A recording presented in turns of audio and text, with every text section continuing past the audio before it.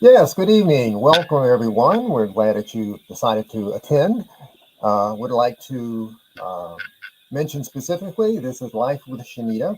As you can see from the banner at the bottom of the screen, Shenita's done a lot of great things in our community to make things better for all of us. Now, my co host, Mr. McBride, we're having some issues, with the hurricane out there, and it is affecting communications. Ah, there he is. Okay.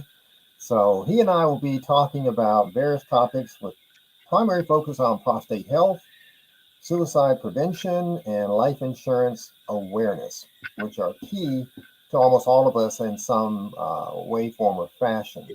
So, but before that, we want to mention an event upcoming on October 6th, and that's we have a event that's going to be at 4 Mount, let's see, with Shenita Connolly's organization.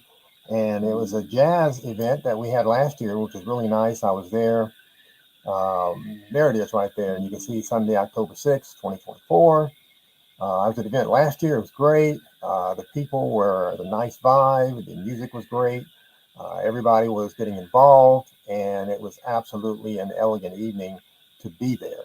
And also, we want to talk and share that and give a shout out to Dr. Keith and Mary Horton because they're one of our proud sponsors and they uh, donated $1,000 to the event. So thank you.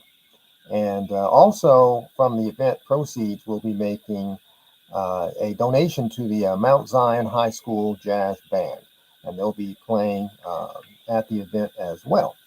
So again, my name is Bernard Shaw, and I saw our co-host Cornell McBride. A little bit of my background is I graduated from HBCU, Norfolk State University, home of the marching Spartan Legion Band. So behold the green and gold. Okay, Bachelor of Science and degree in biology. Was hired out of Norfolk State by Xerox Corporation, and I was there for 12 years. Did pretty good, made President's Club, top 10% in the country. So learned a lot of things about corporate America in that position. Have been an entrepreneur in different businesses, transportation being one. Also, I was first African American hired in the country as an operating room spine specialist. That's where you assist ortho and neuro spine surgeons. I don't assist them directly. I provide the implants. Let's say you may have heard the term spinal fusion. I used to provide or sell the metal pieces that you put in your back to hold your spine in place until the bone fused, or other, procedures like scoliosis correction and that kind of thing. And I learned a lot behind the blue curtain. Believe me, saw a lot too. So, but it was exciting. And then a few years after that, I got into the military community. I used to work for Bradley Morris. I placed military personnel across the country. And then I was director of quality at militaryresumes.com, where I assisted those transitioning from the military to the private sector in creating resumes and also providing career coaching services on how to navigate the hiring landscape. And I also specialize in those who are seeking federal employment. And here in Atlanta, I'm not from Atlanta. I relocated from Virginia Beach. There seemed to be a well-known, I'd say, opinion of federal civil service that unless you know somebody in Atlanta, you're not getting a federal civil service full-time job. And I'm here to tell you that's not true. I've got people I've worked with that have been down here who told me that, who are now working full-time federal positions with an average income across 2.1 million people of 76,000 a year, spread across 2.1 million people. And I'm telling you, the income is above average, the benefits are above average, and you have great job security. So, without further ado, if we still have communication with Cornell, I'd like to turn it over to him, let him share a little bit about his background. Cornell, are you there? There we go. What's going on, Doctor? Can you hear me okay? I can hear you. All right. Good evening, everybody. Cornell McBride here out of Atlanta, Georgia. We are over here weathering a little bit of a storm. So I do apologize for the little disconnect in the internet there. Like I said, my name is Cornell McBride. I am here in Atlanta, Georgia. I am a life insurance agent, have been full time for the past 9 years. I am a father of two amazing young boys, one who just got out of the military, out of the Army, 23 years old, and I have an 8-year-old who thinks he's 23. So pray for me. And he thinks he runs the house, so don't be surprised if you see him walk through that back door. And I'm super excited to be able to host this conversation with you tonight, Doctor. And I want to say a shout out also to Miss Shenita. This is my big sister here. I've been able to blessed to work with her for probably the past 7 or 8 years, and I just love her intention behind educating and empowering and inspiring our community. So, Shenita, I'm really excited about being on this call this evening, and I hope we hold up to your expectations, sister. Awesome. Now, one of the subjects we're going to talk about tonight, and that is health. That's important to all of us, obviously. We want to live a healthy life, enjoy what life has to offer, but we typically have to pay attention to our health, because if we don't, then that's going to really impact our longevity and our ability to enjoy what is available here. So, and again, thank you for tuning in. And it's a very broad subject. We're not giving medical advice. We're just sharing information available in the public domain about health. And one of the first questions when I discuss health, I always ask people, do you know what the number one reason why people expire in the United States? Think about it. People normally say, well, cancer. I said, okay. No, heart disease. That is the number one reason why people expire in this country. So that begs the importance of you have to have a healthy heart for obvious reasons, because it affects every other part of your body. And there are a lot of things that can impact that. Everybody's situation is different. Everybody's journey is different. There are some comorbidities that make it more likely for you to develop heart disease, such as obesity, diabetes, some cases blood pressure, and there's some other comorbidities in there. And the key thing we have to be aware of is I always say, let's focus getting the heart right, because like I said, if the heart's not right, usually everything else is not right either.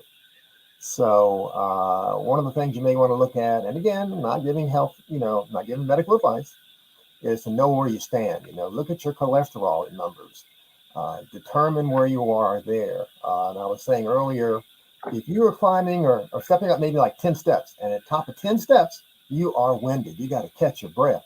Well, that's your body telling you that your heart capacity is not where it should be. You should not be winded at just 10 steps. And you'd be surprised how many people can't walk up 10 steps without being winded. And so that's your first clue that your heart doesn't have the capacity to handle any exertion. So you need to do some things. You need to watch your diet. You need to focus on, getting the blood pressure down. You need to focus on diabetes. If you have diabetes, if you don't have diabetes, but you're always thirsty, and you typically diabetic people, not all, but a lot of them are obese and always thirsty, you may want to check with your healthcare provider, because when you're always thirsty, that could be, I'm not saying it is, it could be a sign you may have some blood sugar issues. So it's important to check with your healthcare provider. It's easier to prevent disease than it is to cure disease. Repeat that. It's easier to prevent disease than it is to cure disease. So just, look at, check with your healthcare provider, get that annual checkup or more if it's required, follow their directions, do the research on yourself so you'll know what questions to ask when you go into your healthcare provider. And they have a lot of things that they can do, and they have a lot of pressures on them. So how much time they have to talk to you is going to vary. But look and pay attention to your health. Life is not fun if you're always sickly, feeling bad, and you got to take all these pills, all these chemicals go in your body with all the side effects they cause. That's not the way to live life to its fullest. And again, you can get to a point where you may not need those medications. Now, sometimes things have gone so far that the physician says we need to immediately get your cholesterol down like right away. And so holistic approaches will work, but you may not have that much time. And a lot of times they'll do certain diagnostic tests, and I won't get too much discussion about that, but Pay attention to your health. Heart disease, #1 killer of Americans in the United States today. It is by far higher than cancer, anything else. So I'm going to turn it over to Mr. McBride here, see if he can add something to that. Yeah, well, unfortunately, I have had to deal with those issues myself. I have had to deal with hypertension probably since around 2014. So going on almost 10 years now. And this is one of those reasons why I really enjoy why Shenita does these calls, because it's one thing to know about the things that you're dealing with, but it's another thing to change your habits. You know, what you're talking about here, Dr. January of this year, just laying down eating. I was laying down watching a movie, and when I got up, I felt something was a little bit off. Wasn't sure what it was, but having taken blood pressure medication for so long, I didn't want to take any chances. And excuse me. And when I got up, I went and told my son's mom. I said, "You know what? Give me a few minutes, but I feel like we might have to call the fire department because they're right down the street." Coming to find out, my blood pressure, I had been without my medication for a day and a half, maybe 2 days. And I just waited to refill my prescription and procrastinated. And that's another reason why we end up with these serious issues. My blood pressure was 180 over 140. Stroke level. I was way past stage 2 hypertension. I was at stroke level. I did end up going into the hospital. And I say that because what they found out that I had a tear on my heart. I had what's called a type 2 aortic dissection. And when you look at somebody, you cannot tell how healthy or unhealthy they are typically by looking at them. And that, I believe, especially with men, is our biggest problem. We wait until something almost falls off, or we are told it's gonna die before we decide to look, and we look for help. Part of it, I think, is ignorance. Part of it is arrogance. But, you know, we suffer from a lot of things that we could prevent or prolong. I should have been changing my diet when I was first prescribed medication for hypertension 10 years ago. That's something that only I can control. Having healthier habits. I'm going to be 53. Walking. Shenita's always outside walking. You know, and I live vicariously through watching her walk. Now, I should be walking, but I just watch Shenita walk. Doesn't really help me much, right? But I want to encourage people. First of all, I want you to like this channel. I want you to share what you're hearing, because one of the problems that we have, you all, is we don't engage in the conversation. We don't join the conversation. We don't initiate the conversation. And what happens is we end up with a generation of men and women, especially in our community, where our lifespan, our mortality is 4 or 5 years shorter than everybody else. Like the good doctor was saying, you know, you're talking about our life expectancy, you know, being 4, 5, 6 years younger, shorter than other people because of decisions that we just decide not to make. And that indecision is deciding not to make a decision. So I just want to encourage everybody on here as we discuss health matters, and it's also what's dear to me. It's Life Insurance Awareness Month. You know, everybody sees Jake from State Farm. We see Progressive. We see Mayhem. You all notice that all of these commercials are about people's houses and their cars and their motorcycles and their boats, but rarely do you see the same frequency when it comes to life insurance. Now, we know we may not want to talk about it. It may not be a sexy conversation, but I tell you what's worse. Losing a loved one and having to do a GoFundMe. Losing a loved one and having to ask your siblings and your parents for money to help cover an expense for your husband while you all are driving a Lexus and live in a big house. We have to get in this position where it's okay to have this conversation about life insurance. And then we have to say, hey, it's okay to find out, to educate ourselves on our life insurance. What do we need? What can we afford? What does it do? What do our kids need? What do our parents need? What will we need toward retirement? These are conversations that I want to encourage everybody. regardless of where you are in your journey, if you're taken care of and you got your house in order, like Shenita says, then do your kids have their house in order? Have you had the conversation with them at a young age about having life insurance? Do your parents are they covered? Do you know where their policies are at? Do you know who sold them the policies? Do you know how much coverage there is? These are questions that, as we become responsible adults, we all have to feel comfortable having, and we got to increase the capacity that we have to be gracious when we're talking to each other about having this conversation. I agree.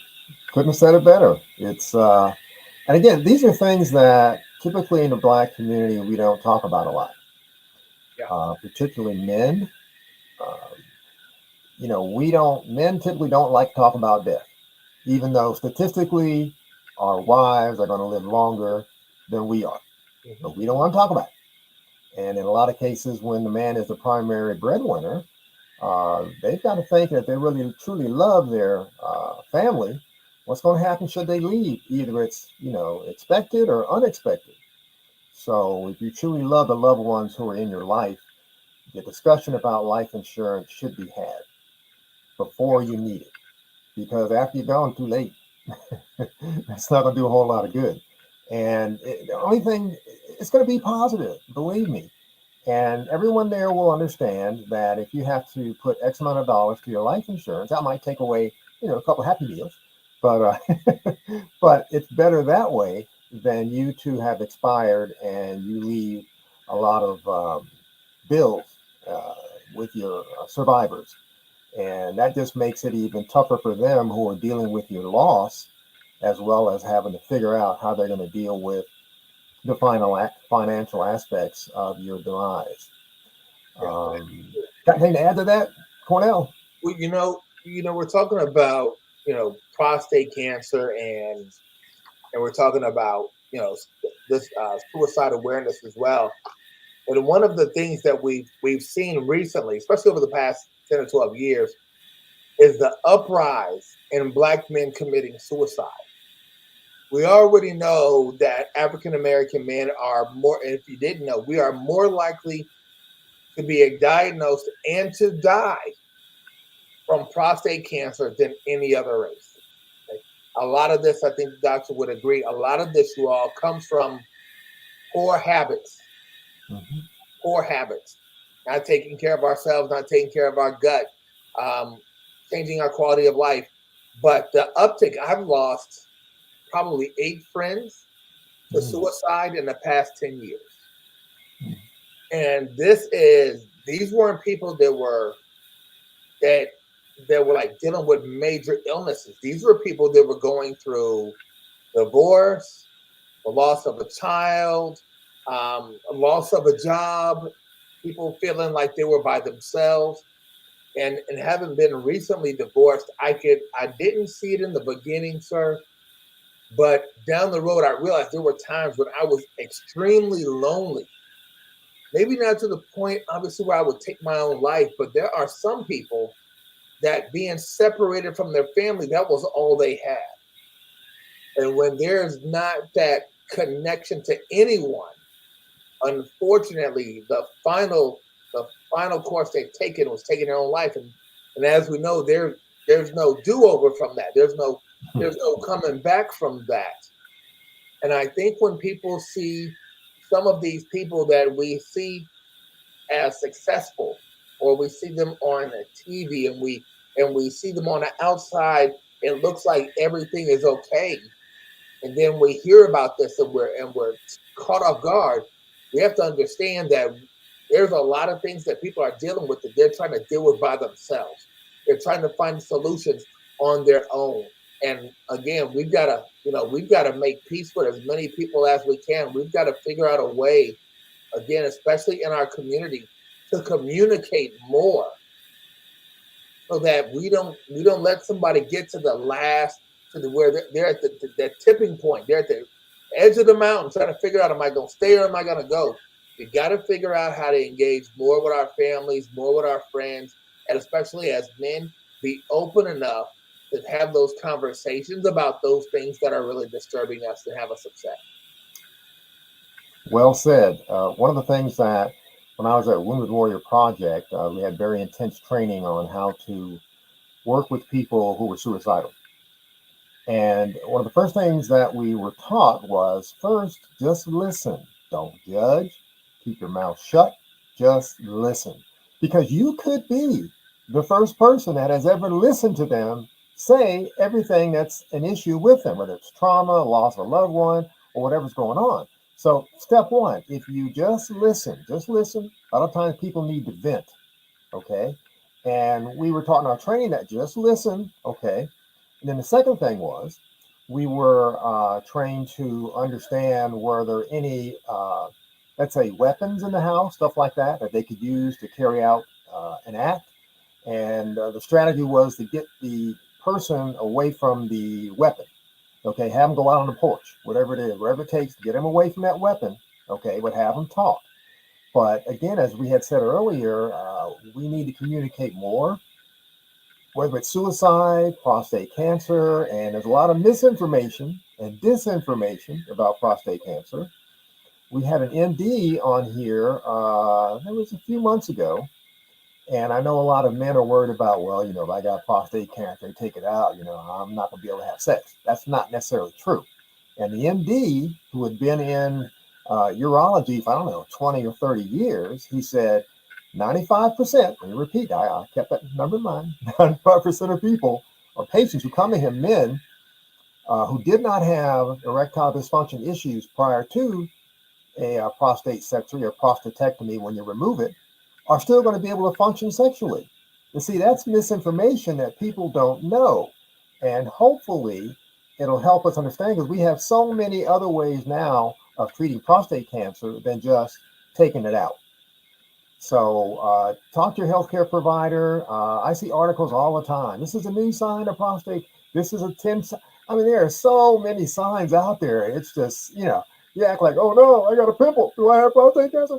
So, but keep in mind, we just have to talk and get information that's accurate, get information that will help you make the best decision.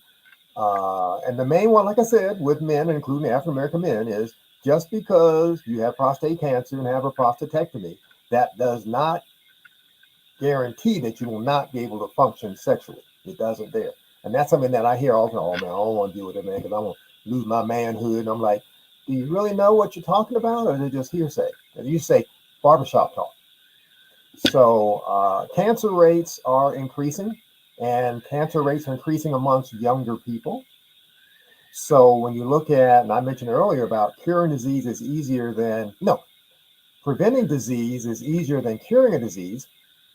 And even when you're young, you got to look at exercise, keep active, what you eat.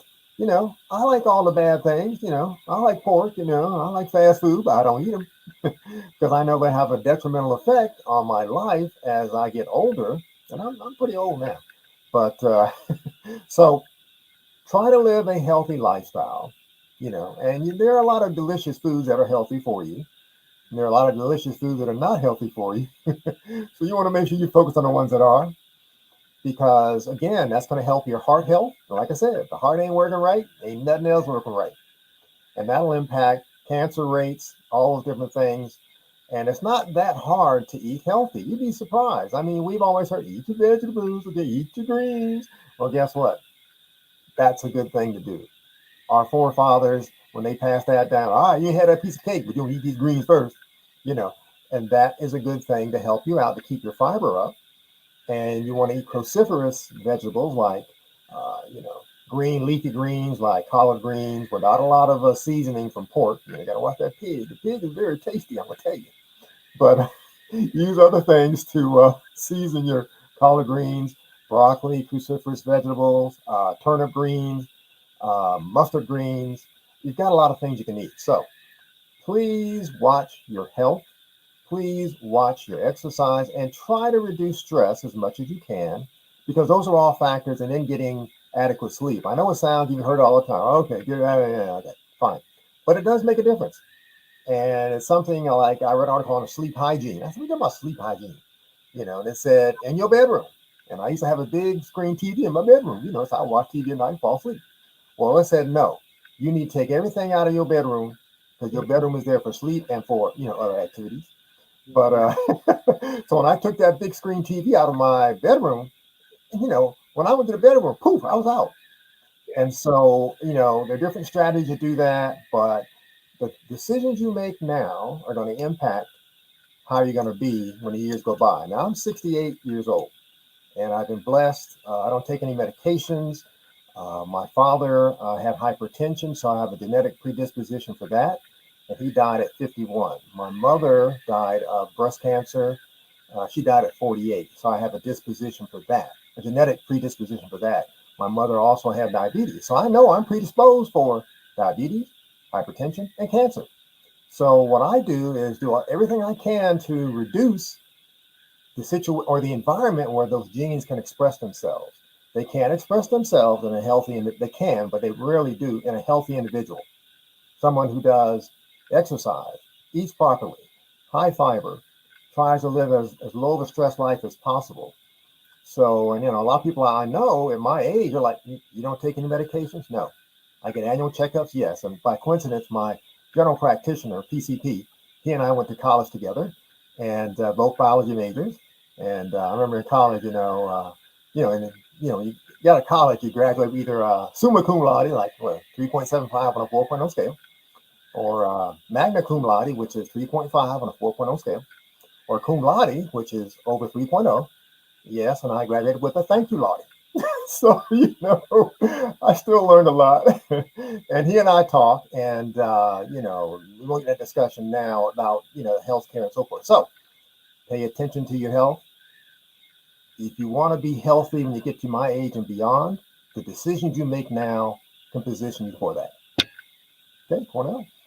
Let me ask you a question, sir. Why do you think it is that with as much information that we have out there available now, everybody's on their phone?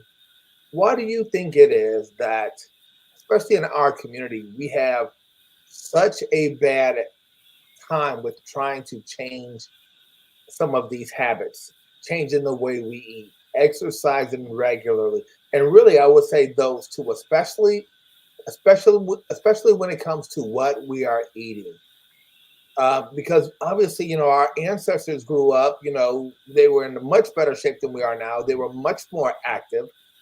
Obviously, we have the convenience food. Everybody wants to get to the drive. They want a microwave. They want it fast. What do you think it is that psychologically, even as people become sick, become overweight, even obese, like even as these negative changes are happening, we're not willing mentally to make the changes necessary to be here longer, healthier? Well, I think it starts with real simple. It is easier not to do than it is to do across the board. Okay. Number two, habits, bad habits, particularly when it comes to diet, exercise, and lifestyle, we get in a comfort level. And like I said, it's easier not to do. And what happens is when it gets to the point where we have specific symptoms that we have to go to the doctor, it's to a point where your options are limited. The longer you let it go, the more likely you're going to have limited options on what you can do to address it. And it's easier, like I said, it's easier not to do. It's easier to eat bad. Like I said, I like all the bad foods. But I made a conscious decision many years ago that I can't eat those bad foods and still, and be healthy. So, you look at, hypertension, you look at diabetes, cancer, all those things can almost in all cases be either directly or indirectly proven by what you eat and your lack of exercise. But believe me, it's easy to sit down, get the Netflix going and, binge, and get them potato chips and, and just chill. So that's easy. It's hard to make a decision. Nope, I'm not going to do that. I'm going to go out and walk around. And look, you don't have to walk a long time. Every little bit of exercise you do has a benefit. And so I tell people, just start, you just got to walk 10 minutes, 10 minutes. If your knees are hurting, take you some sertraline, which is in turmeric, anti-inflammatory. That'll help address the inflammation. But it's so much easier in life not to do versus too deep. And that's something that a lot of people, we get into a comfort level, and we pay a price for it. So again, when it gets to a point where you have a certain issue and the only options are ABC, it's like one thing that's common with people who have jobs where they sit down a lot is lower back pain. Almost, so many people have lower back pain. So what do? You go to the drugstore, get you some maybe some Advil, some Tylenol, all these over-the-counter painkillers. All right, and so they'll dampen the pain for a while, but then the pain comes back, and then you realize, well, I've got the ibuprofen. God, I'm got 800 milligrams a day. I mean, that's whew. So, but then it gets to the point where that doesn't work. Then you go to the doctor. All right. Now, we know, and again, my guy I went to high school with, college with, when you go to the doctor's office, the first thing you want that doctor to do is to take away your pain. And so what the doctor does is they write you a prescription for a painkiller. But here's the aspect that's not being looked at.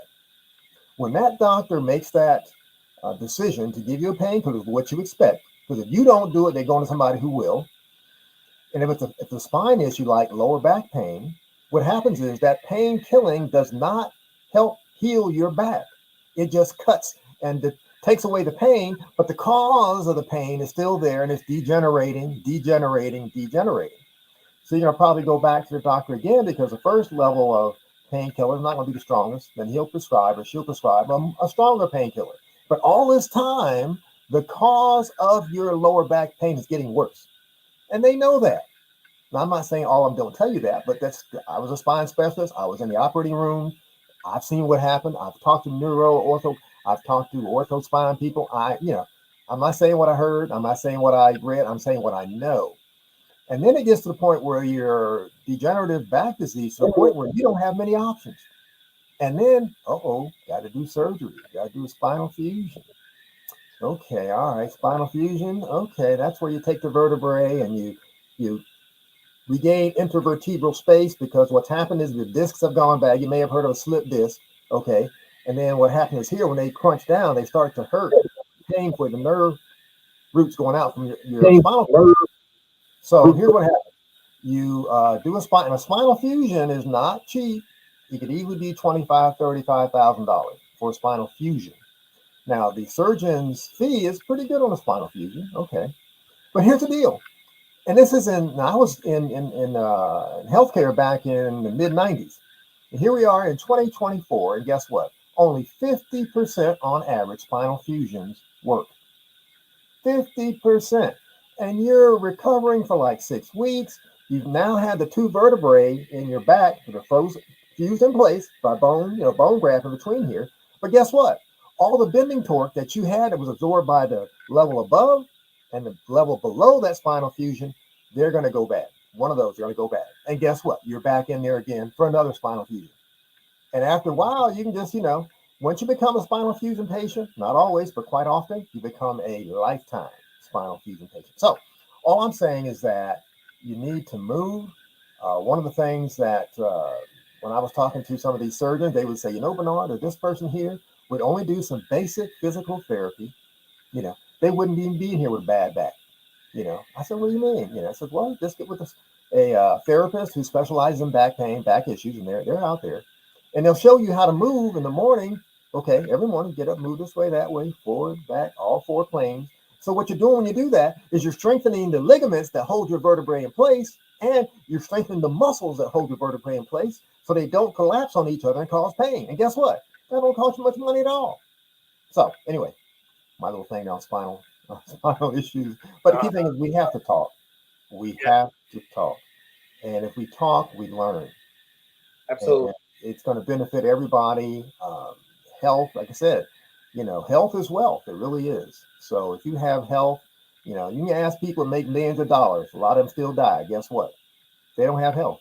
You cannot buy health. You can buy health care, but you cannot buy health. So having a lot of money doesn't insulate you from having poor health. So if you don't mind me asking you, so I think you mentioned you said you're around 68 years old, right? Yes, yes. So if you wouldn't mind for the audience that we have here, and then we're going to talk about the jazz concert that Shenita has coming up next Sunday. Would you mind sharing maybe a little bit about some of the things that you've done personally, even recently?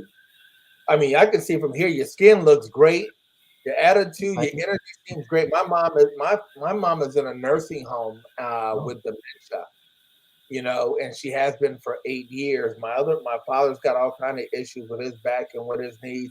Would you mind sharing with me and with our audience some of the things that you would say could help the average person watching this, whether it's, you know, cutting out, maybe not eating so much bread, maybe it's not eating so much red meat, maybe it's finding out what your blood type, what you should or shouldn't be eating, and here's one. We hear people say all the time, like you said, if you just walk 10 or 15 minutes a day, does that, and you're a doctor, is that something that people just say some is better than none, or is there some long-term residual good effects that you can have really from just physically being moving, having that motion every day for 10 or 15 minutes? you're exactly right. What I do is 3 days a week. I get up and I know it's kind of sound kind of out there, but I get up at 4:30 and get myself together and I walk for 5.5 miles every morning. And I do it so early that way that's not an issue. Traffic, it's cooler now, but of course when it gets wintertime, it's pretty chilly at 5 o'clock in the morning. And I use an app on my phone. It's pedometer, and I average between 2.6 and 2.7 miles per hour. I do that Monday, Wednesday, Friday, take off Saturday and Sunday, Monday, Wednesday, Friday. And that's number one. Number two, I know from what I've read in that there are certain things diet-wise you can do to lower your blood pressure. There are certain things you can eat, such like beets or beetroot juice. That is known to lower your blood pressure. Now, it doesn't do it automatically. It takes a little time for it to take effect. But what I do is I take I've tried all kind of beetroot juices, and there's some that are kind of rough. But the one I settled on is Lakewood beetroot juice, which I found to be palatable. Okay, tastes all right. And I typically will do a large pot of, I'll take hibiscus tea, which is also known to reduce blood pressure. All right, hibiscus tea. And I, have to boil the water first, and I steep the hibiscus tea, and then I'll take a half of a bottle, big size bottle, beetroot juice, and pour it in, and then I put it in some glass containers in the refrigerator, and that's my drink of choice if I want something other than water. Number two, I try to focus on cruciferous vegetables, which also impact high blood pressure. And like I said earlier, collard greens, broccoli, mustard greens, turnip greens, um, sweet potatoes are something that's good too.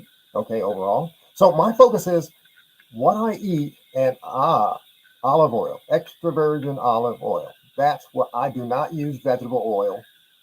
Nope, I use extra virgin olive oil for anything I have to fry or want to put in my vegetables. And I also eat when it's in season watermelon. It's got some good benefits for your cardiovascular system. And I try to keep stress down. Anytime my mind goes to a bad place, maybe in the past, when I want to go back and I should have done this, I regret that. Nope, I focus on tomorrow. You got to focus on tomorrow, because if you focus on the past, you're reliving the past, and that might take you to an emotional place that's not going to be in your advantage to be there. So always focus on tomorrow. It's not going to happen overnight, but you can do that. So that reduces my stress levels and a positive attitude.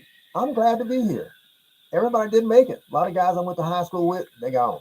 And I tell people who are in my age group, I say, you're blessed to be here, because everybody's not going to make it. And granted, you have some trauma situations and people get killed in accidents, but also you have a lot of people who develop health issues based on them not taking care of themselves. You ain't got but one you. And that's it.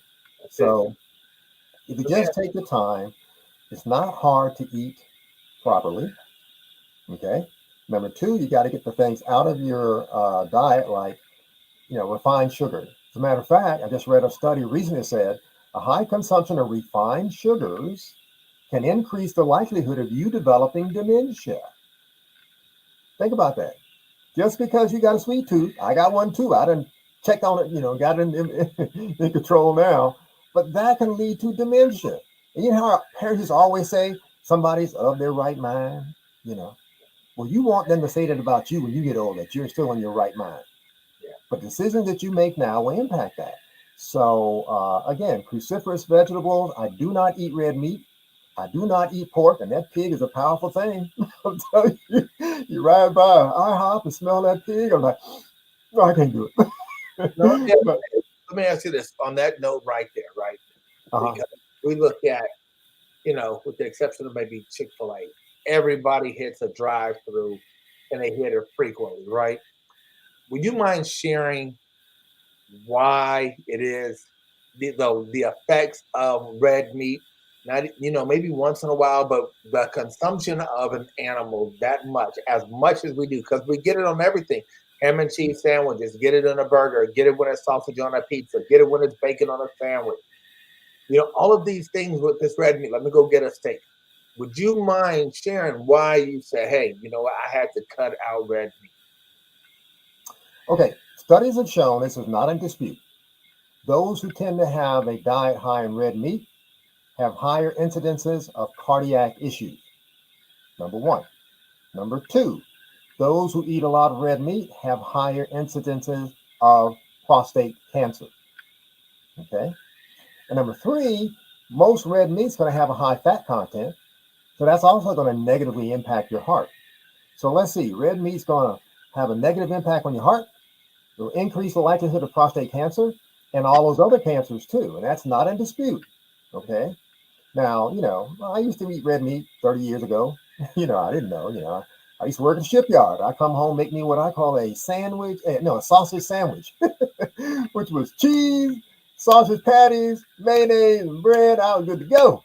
But I didn't know then what I know now. And if I had known that then, I would say, oh my God, what am I doing? So red meat intake has a negative effect on your heart health, number one. Number two, prostate cancer, okay? And likelihood that you will develop dementia. And those are three key things in your quality of life. And if you know somebody who has, let's say, and similar to dementia, Alzheimer's, that's a tough way to live your life when somebody's got to almost provide care to you like you're an itty bitty child, infant, not knowing if you're going to leave something on the stove and burn the house up, that kind of thing. So, but you can help prevent that by not eating all of that red meat. Now, when you get into a vegan diet, primarily, and vegan pescatarian means you eat fish, right? But you don't eat red meat. And I do eat salmon because of the omega-3 fatty acids in salmon. I eat a lot of mackerel, canned mackerel, because again, it contains the omega-3 fatty acids, which are known to clean your arteries out, to help out and prevent heart issues. So I use those as my primary meat sources. And then, of course, beans, legumes, okay, they provide proteins. And, you hear people say, well, there's certain things and amino acids that you can only get through red meat. No. If you do your research, you can find other sources that don't have a detrimental effect on your heart, your cardiovascular health, and your cancer rate. So, it's, as a matter of fact, I read somewhere that, and we know cigarettes, that's a cancer causing habit. And I see young people still smoking cigarettes. So I'm like, but there's one way that I can get a hold of men and get them to stop smoking cigarettes. And I tell them, I say, there's one thing that happens to a man when he gets old, when he's been smoking cigarettes for 15, 20, 30 years. Guess what? His manhood is not there. It's down. It ain't gonna work. Viagra, Cialis, and all them other ones ain't gonna work. Because when you smoke cigarettes for 15, 20, 30 years, you have blood vessel damage to the point that all those things that you thought you held, I take a Viagra, I get good, they don't work. So usually when I tell a young man that thing, I said, so, when that time comes, do you want to handle your business or do you want to make excuses? Yeah. But I have to do it that way to have it hit home, and then vaping, in a lot of cases, even worse. You're not getting the carcinogens for the smoke, but now you're having a nicotine addiction. So again, to kind of get back to your question, we have to make choices. It is easier, like I said before, it's easier not to do than it is to do. So when you get hungry, you want some fast food, okay, if you absolutely positively have to have fast food, go for the baked chicken option. Don't go for the fried chicken, go for the baked chicken if you absolutely positively have to. But all the studies I've read and longevity studies and all these places in the world, these blue zones, people live healthy at a longer age. They don't eat red meat. That's good. That's good. I appreciate you sharing that, sir. I wanted to encourage everybody again. Look, subscribe to the channel, Life with Shenita. Again, we got to give a big shout out to our sister Shenita and her intention for doing this. You know, I think we do it every other Thursday, the third Thursday of the month. I'm having all of these different guests, having people that are willing, like the doctor this evening, to take time to share the information. But look, you all, you have to apply this information when you're learning it. You know, we're not asking you to stop cold turkey everything that you're doing that you know is wrong. I am a perfect example of not doing that. But what I've had to do was just cut it down a little bit at a time. There were other things that were addictive to me that I cut out of my lifestyle. I'm working on sugar now because look, sugar, the salt. Talking to somebody that's got hypertension, that's got, I got medications right here, what I'm taking right now. Look, y'all, I'm 6'4", 260 pounds, but I'm not trying to leave this place anytime soon. But we have to really say this to ourselves. Is that really what we're not trying to do? Because if you know that there's an issue, and you're not taking one, but two, but three medications forward, there's obviously your body is in crisis. So if you don't start making some of these changes now, nothing changes if nothing changes. So I want to encourage everybody personally. I mean, I want to be 68, 70, 75, 80 and look like this gentleman right here. Well, thank you. But you heard him say you haven't had bad meat, I think, in what, 30 years? Right. There are some decisions that we have to make, and I guarantee you, when you start making those decisions and you see the how good they affect your body, your personality, your mental clarity, you're not going to want to go back to those other things. Now, what I like to do is shift gears a little bit, sir, and let's talk about the jazz concert coming up next Sunday. This is Shenita's second jazz event, and I want y'all to think about this. When you're putting on a show of this magnitude and you have to reach out to the artists and make sure that they're available, then you have to have fundraisers to know so that you can pay this. None of this stuff is free. These are major events, and I just want to give a shout out again to Miss Shenita for putting this together. So an elegant evening of jazz concert. It's going to be at Spivey Hall at Clayton State University, and a portion of the proceeds, I want to get this right, a portion of the proceeds will go to the Mount Zion High School Jazz Band. I want y'all to think about this. This is not, just your ordinary concert. This is a concert with a cause, all right? It's a concert with a cause. So it's an evening of jazz concert at Spivey Hall. It is on October 6th. I believe the doors open at 3 for VIP, and I want y'all to look at this. The concert starts around 5 o'clock. This is an opportunity for you all to really pour in to some really amazing, young, talented children that are taking up jazz. This is something that you don't hear a lot about, is kids taking up jazz. And then the simple fact that the talent, the people that are performing, Lori Williams, amazing, absolutely amazing voice. Then you've got Trey Daniels, who's a saxophonist. If you haven't heard him yet, just go on YouTube or Instagram, Trey Daniels. And then you have a piano. And I love hearing a piano, but I really love seeing these men play the piano, because I'll tell you, growing up, I was like, piano. I want to play the drum. I want to play the bass, something like that. But man, you all got to hear this guy. His name is Gino Rosaria. He's the pianist that's going to be performing. There's also a comedian that's going to be hosting the event. So I'm going to be there. I'm going to bring a guest with me. I'm not sure who that's going to be yet, but I'm absolutely looking forward to it. So I want you all to go check out the website, like the page, subscribe to the channel, and let's all work together as a community, getting this information out, because the only way it gets out is if we share it. Mm-hmm. If you watch this and you hear something that you need to work on, and if you're a guy and you're dealing with health issues, age issues, weight issues, maybe some mental health issues, and you hear something that resonates with you, talk to somebody about it. Reach out to your primary care physician. Do some research on your own. I know you want to go to Google University. Look at some of the long-term effects of eating red meat, too much dairy, maybe too much chicken. There's a reason why this gentleman looks the way he does. We look the same age. He probably, if I say this up, I think he looks younger than me, you all. It didn't come by accident. He made a commitment, 4:30 in the morning, 5 o'clock, I'm out walking 5 miles, 2.7 miles an hour. I want you all to think about it. If God said, if you don't do this for the next 12 months, the next 90 days, the next 30 days, you're going to reduce your lifespan by a year, would you go do it more? If you knew that making all of these changes would increase your lifespan by 2 years, 3 years, 5 years, would you do it more? And we really have to think about this to ourselves.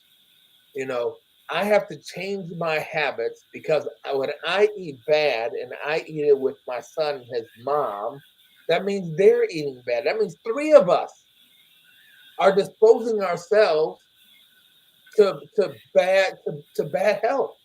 Mm-hmm. It's not just me. If I sit down and everybody eats pizza, it can, and we do it all the time, it negatively impacts every person at that table, even the one that's 8 years old.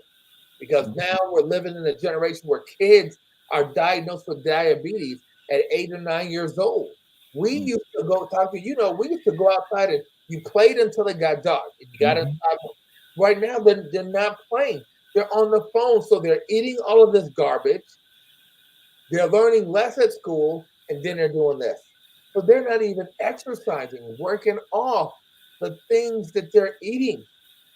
So we're just creating a generation, you all, that I know, Dr. No, this is worse than ever, of people younger now getting diabetes than they ever had before. Mm-hmm. Guys, what are some things? What are some things that you would recommend for parents to do for their kids to help them to live a healthier quality of life when it comes to engaging with our kids? Because I know a lot of people are just parents are on the phone, the kids are on the phone. But now there's this separation that we never had as a challenge before. We never had all these channels on the TV. The kids didn't have access to YouTube and TikTok.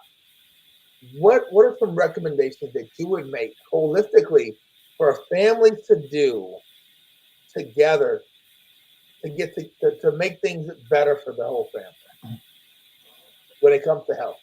Yeah. First of all, kids tend to emulate their parents. Okay. And kids are very impressionable, like for the first 6 to 8 to 9 years, they really look at what their parents do. So if you want to give your kids a heads up in life, you need to start eating properly and emphasizing, wow, these apples are really sweet, and here's a Fuji apple versus a Red Delicious apple versus a Bosc pear, and just help them understand that eating properly is good and delicious, because it's all, and I know sometimes we have the husband works, the wife works, you're busy, you don't have time to sit down and do a lot of meal preparation. I understand that. But there are decisions we have to make. A lot of them are difficult, to position our kids to be as healthy as possible. So when they grow up, they'll hopefully show that to their kids, and we can get out of this cycle of fast food, obesity, younger incidences of cancer. And again, you have to really pump it up yourself, tell them, hey, this is great. Taste this apple. A little tangy, okay, green, not a problem. Try this one, a little sweeter. Oh, okay, that's cool, And it takes effort. It's not going to happen automatically because it's so easy to order fast food, KFC, and, put it out there and everybody's got it and everybody's full and you've got pretty cheap with not much time.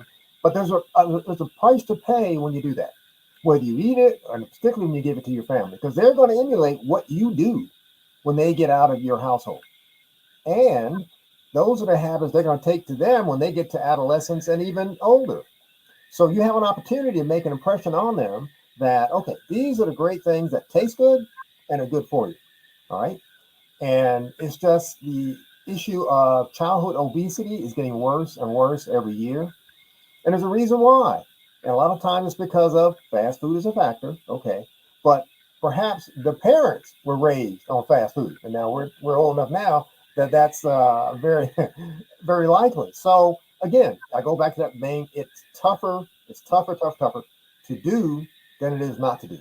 The easiest way is fast food, get them fed, go to sleep. All right. Versus, all right, I know I'm getting home late tonight, so I'm gonna try to put some things in the refrigerator in the morning and night before. So when I come home from work, I ain't got to spend all that time preparing a meal, but I know the meal that I have is going to be healthful. And that takes effort. I know it's not easy. You'll be tired some nights, and I understand that. But you are giving your kids knowledge that'll help them be more healthy, help them grow up with good habits, and they'll be able to live life to the fullest versus having childhood obesity and all these childhood cancers are on the rise.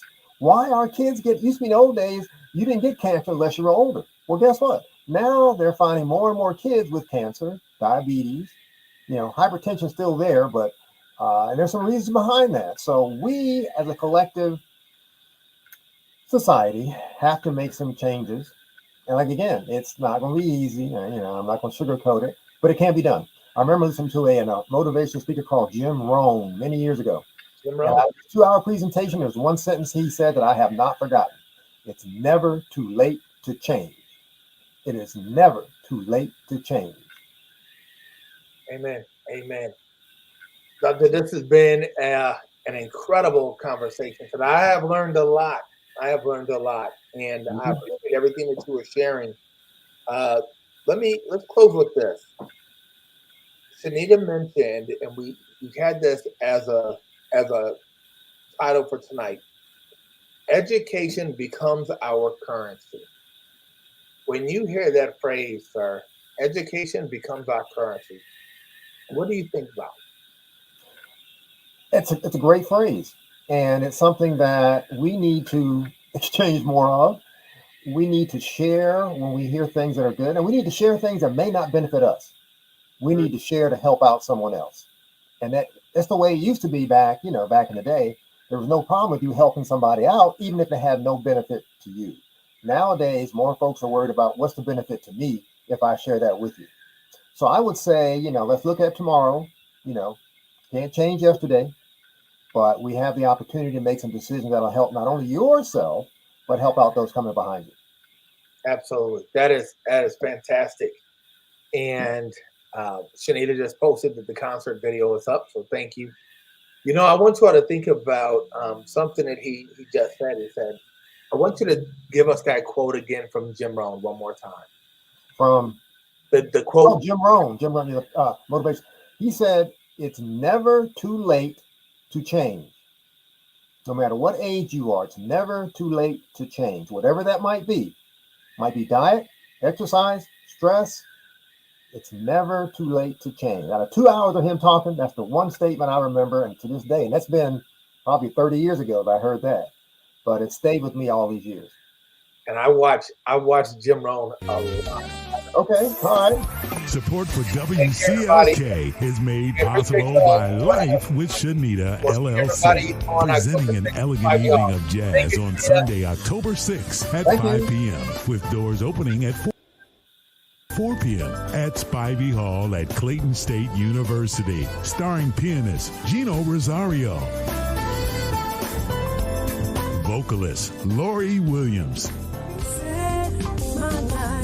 and saxophonist Trey Daniels.